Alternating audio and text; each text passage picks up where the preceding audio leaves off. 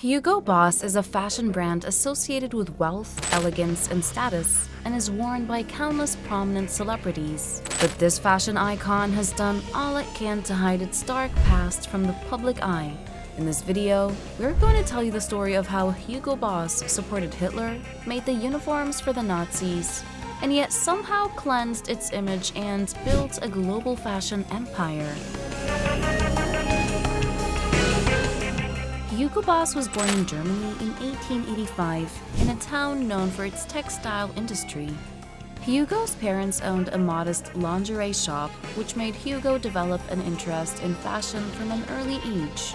As a teen, he took jobs that would help him understand the ins and outs of the industry. He initially began an apprenticeship as a merchant, then worked in a textile mill, before eventually taking over his parents' small business.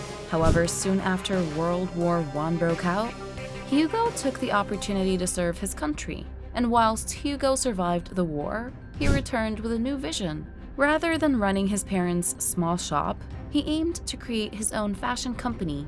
And thus he transformed the shop into a tailor's that he named after himself.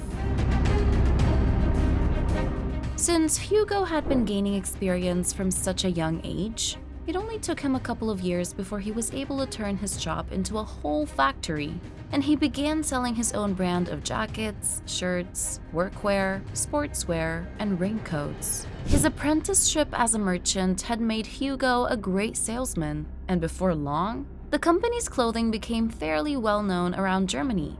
However, one of the consequences of World War I was that Germany had been ordered to pay the winning countries a huge amount of money in reparations. The debt was set at 132 billion gold marks, the equivalent of about 270 billion US dollars in today's currency. This began to cripple the German economy and set the stage for an extremely tough and grueling era. As the US, UK, and France enjoyed extravagant spending on behalf of Germany's debt, a time known in America as the Roaring Twenties, Germany struggled to pay off the war while having enough to support their own country. As a result, German citizens saw high inflation and business closures, and therefore, even though Hugo Boss clothing had been pretty popular, his company began to suffer. No amount of good reputation could help the fact people were struggling to afford his work. And then, the Great Depression only made Germany's bleak economic situation even worse. Food became scarce, jobs were nowhere to be found, and some families even burned their money to provide heat during the harsh winters. In an effort to try and save his business, Hugo began making uniforms for the German police and other government officials.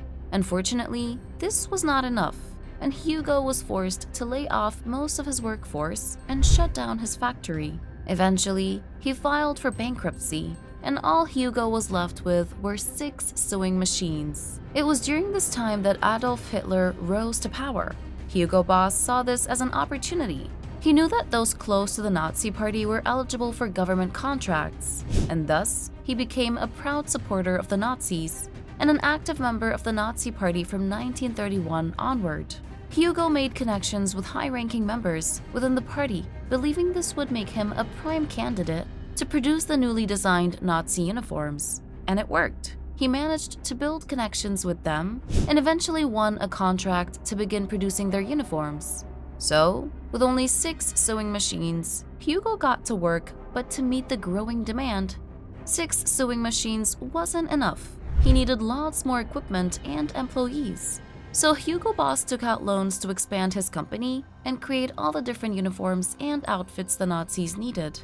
And from a financial perspective, Hugo Boss' allegiance to Hitler paid off massively. He was making way more money than his business ever had before. And as Hitler began his conquest of Europe, Hugo Boss was soon given help through the use of French and Polish forced laborers. So Hugo Boss had slave laborers working in his factory, producing uniforms for the Nazi Party and the SS. Unlike some German business owners at the time, Hugo did at least allow his new slave workers to eat in the canteen rather than the work camps, and he reportedly made sure they were always fed.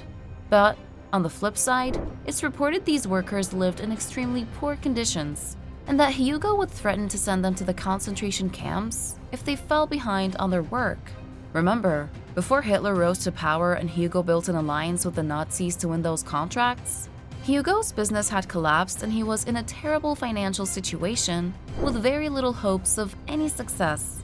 However, a researcher who wrote a book on Hugo Boss concluded it is clear that Hugo F. Boss did not only join the party because it led to contracts for uniform production, but also because he was a follower of National Socialism and a loyal Nazi.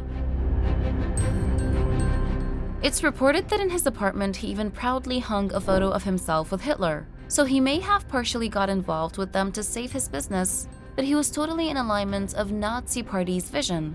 When the war finally ended and the Nazis were defeated, Hugo Boss was investigated and was found to be an activist and financial beneficiary of the Nazi Party.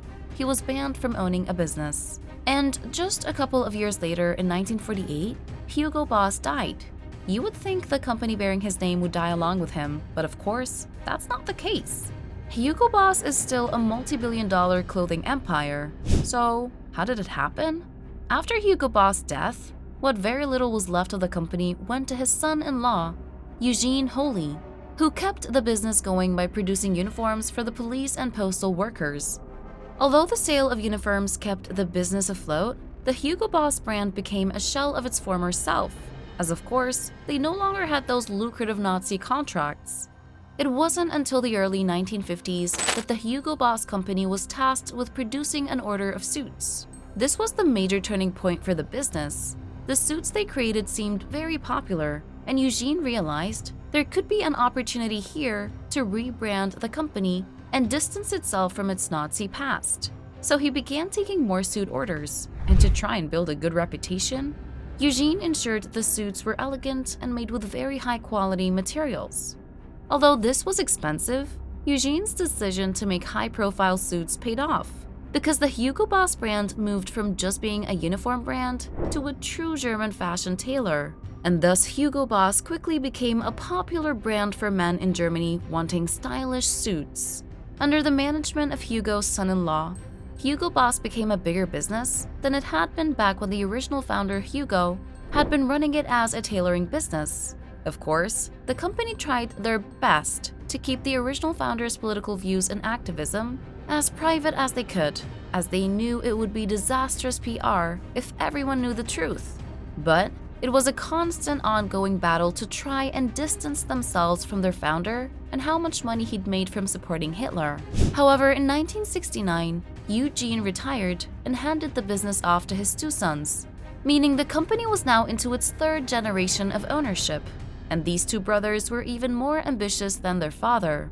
They were determined to make the company into a global fashion icon and started marketing Hugo Boss as a men's-only designer brand specifically focused on premium suits. Whilst selling such a small variety of clothing might seem like a limitation, it actually allowed them to focus on the quality of their products and become great at men's suits, rather just being average at lots of different things. As a result, their products quickly got a very good reputation.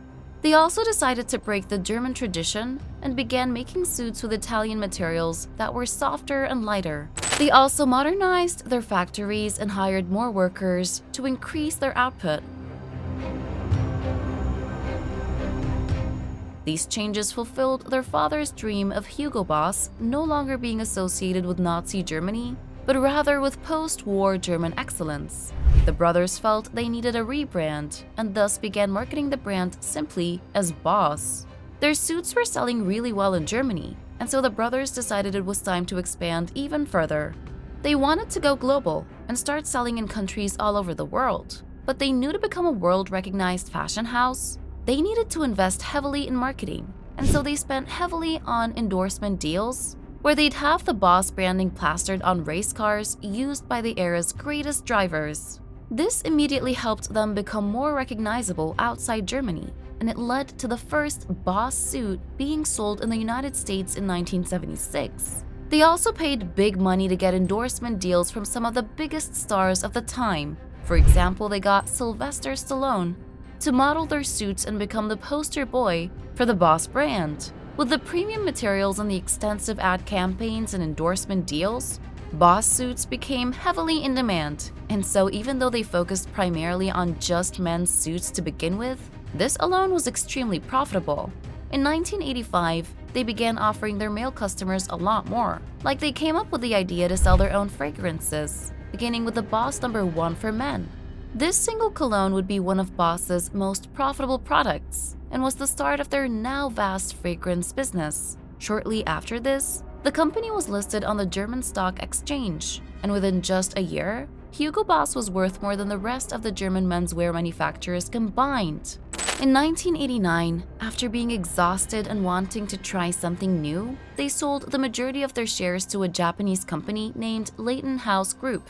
The brothers still had some say in the company for a little while, but they no longer were in charge of distribution, sales, and the day-to-day management, and it soon began to seem like they cashed out their shares at just the right moment. The incredible success of Hugo Boss would eventually end once again because of economic instability. In 1993, Hugo Boss stock traded at less than half the price that the brothers had sold their shares for just 4 years earlier. And as sales continued to fall drastically, the new owners knew they had to act fast to save the company. Firstly, they split the brand into 3. The Boss brand would continue selling high-end suits, but then they also created the Baldessari brand, named after Hugo Boss's chief designer, to act as Hugo Boss's exclusive fashion wing. And finally, a new brand called Hugo, aimed at younger customers. They also offered some cheaper products to ensure people could still afford their clothing despite the difficult economic situation. The company also tried to distance itself from its overly masculine reputation, and very soon began selling clothes and fragrances for women as well. And all of these changes combined did indeed seem to help the company attract new customers, and throughout the late 90s, profits increased substantially.